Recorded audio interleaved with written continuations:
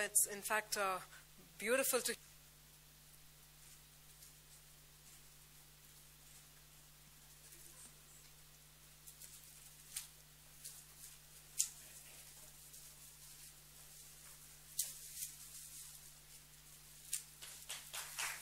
So let's have a huge round of applause, everyone, as we unveil to you an unprecedented piece of work titled EduNation, the Dream of an India Empowered.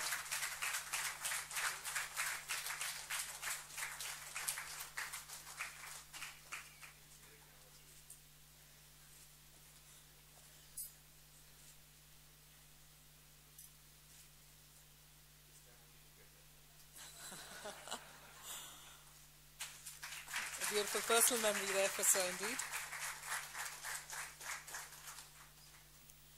Thank you very much. And on that note...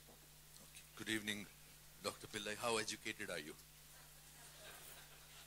I have my SSLC from Kerala, my BA from Bombay, Somaiya College, my MA from Somaiya College, and also a PhD in literature. I also have a degree in BEd, Bachelor of Education, and also a degree in law.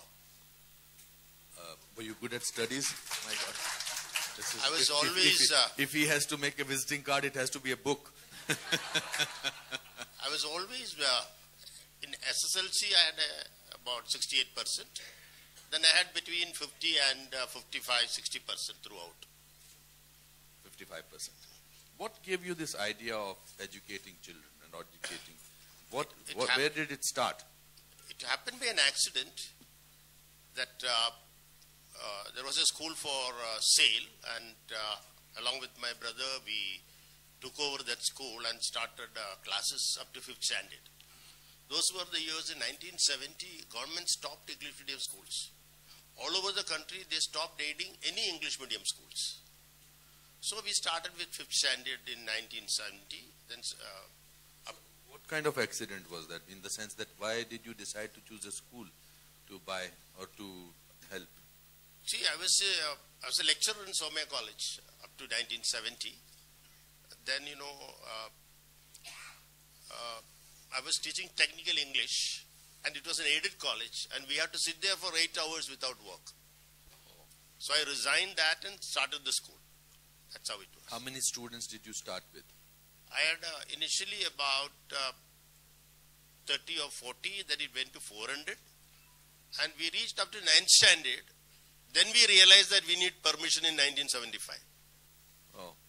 So permission all for what? the schools started between 70 and 75 was without recognition. Because the government did not know that unaided schools were there or are going to be there. And how many students do you have now? Now I have about 30,000 students. So 30 to 30,000. I always say that kuch bhi ho sakta hai. From 30 students to 30,000 students. What is your primary reason? What do you think then when you teach? What is it that in your mind that you are actually wanting to do? See, I always created very successful students. All my students in all my schools, nobody fails. Even in 10th standard or 12th standard. Of course, in engineering and architecture and all professional courses, there are some percentage of people dropping out at various stages. But my school education is perfect everywhere. All the schools have 100% result. In fact, in some of my schools, I have a junior college and a high school in Kanda Colony in New Penvale, where out of the 1,000 students appearing for a junior college examination, almost everybody passes with 60% and above. Hardly about 10% to 15% are between 50 and 60. Are you a strict person? No.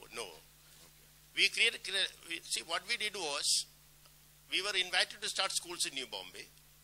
So, when I went there, we found huge playgrounds in those years, big schools they constructed and gave us.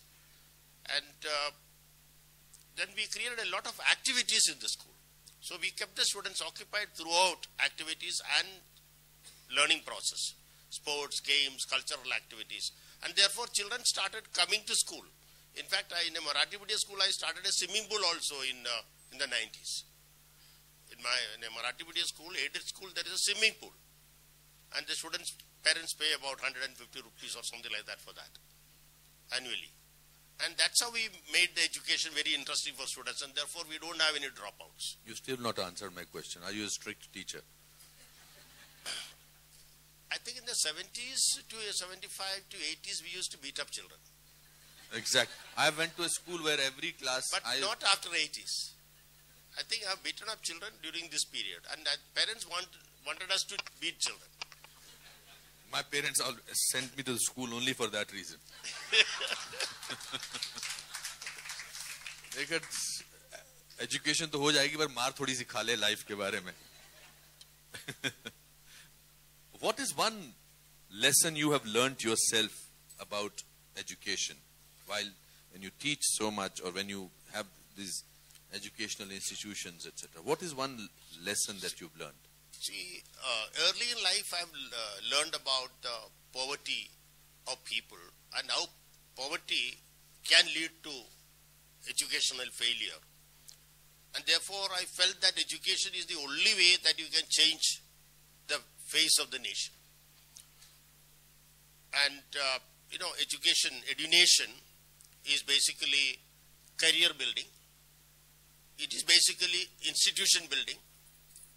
It is basically community building, and it is nation building. Quality of life, and also protect the subsequent generations from getting into failures in life. You have 3 children. 3, yeah. The name. How did this thought come to your mind? Well, I live with it. See, every day, morning till evening, I live with this education. Going to a primary school, secondary school, junior college, architecture, management, engineering, polytechnic, B.Ed, D.Ed, all kinds of schools I go every day on a daily basis. The schools that I have built, I bought land, constructed buildings, created the infrastructure, brought in teachers, brought in students, and running very successfully. So therefore, I thought that it must be that's how it was coined. The dream of an India empowered. Do you give scholarship to students? Yes, we do have a lot of scholarships to poor students. In fact, I have a school where a night high school and a night junior college for the working students, and especially coming from slums in Chembur. It is doing very well. The students, the best of students, we pick up and put them to management education, and we do make a difference in their lives subsequently. To children, especially from underprivileged background, what is it your idea that this is why I want to teach these children? What is that one philosophy or one thought that you have? See, education is going to change the world, change India, change our villages. And once we are successfully educate a child, he becomes a valuable person for the country. Can I just read something? Yeah, please go ahead. Consider how education empowers a nation. First, it removes poverty and ignorance. Second, it encourages family planning and restricts population growth. Third, by creating space for dialogue, it promotes respect, tolerance, positive action. It integrates the principles of human dignity and justice into our daily life. Through education, unity and sameness, it works toward a unification of man. Fourth, education creates a healthy respect for the environment. It promotes circumspect, self-correcting attitude towards environmental concerns like global warming, dependence on non-biodegradable products, energy misuse. Fifth, by raising awareness of our rights, education enables us to question inept governance and misrule. It makes us both responsible and responsive. And I was ending the book like this. To educate is to empower, and to empower is to set free. This is the heaven of freedom that Tagore was dreamt for our country. This is the attitude that we need to see now for ourselves, our country. This is the only way to scale the opportunities of the new world economy without barriers, without fetters, with our eyes on the future and with our heads held high. The nation will be able to create a lot of self-respect, dignity of human beings and also dignity of man at the end of your life. Won't you ensure it? So this is a good try, and I wish you great distinction. Any questions from the members of the audience? You are allowed to ask a foolish question. That's the beginning of a good question. Saini, where all the factories are dead almost. So we needed a large number of people to work for us. And all of them want employment, but nobody has any skill. So we started a skill development program. We created a workshop for people for plumbing, electricity, hardware, beautician, all these programs we started. It's doing very successfully. 100% done by our institution. No support from the government. We have a full-fledged skill development program which is happening. And all our non-teaching staff are recruited from that particular institution. So we have every location we have schools and colleges, and we take the locals for all jobs except teaching, because unless they get qualified. And one important thing which I noticed was when we go and build up a region, all the people get into the spirit, and we would be wanting to teach their children subsequently. Their awareness is created that we must educate our children. That is also one among the motives that we put over in the minds of people. Success will come to their children. Therefore, there is a lot of consciousness in the minds of these people in this, wherever we have gone, that they must educate the children. Very good. I grew up in reading books. There was a time when I had a collection of 14,000 books. Not that I read all of them, but the first book that I was introduced to by my uncle used to get those Hindi translation of Russian books as a India-Russia treaty. And the first book that I read was Maxim Gorky's Mother.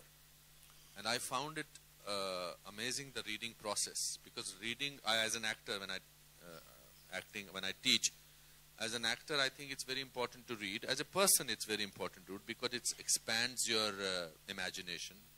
It gives you a visual treat, whereas mobile, television, all these things narrows down your imagination, because you are seeing somebody else's point of view.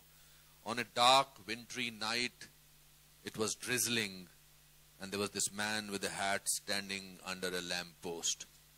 Now, 100 people sitting here will have a different dark night. A lamp post will be different. Man with the hat will be different. But the moment you see the picturization of the same thing on television, it will be the same person for everybody. So I think that we should, the parents have to do that. I think parents need to tell their children to read books, because that will really make a difference. Yes. Anybody else?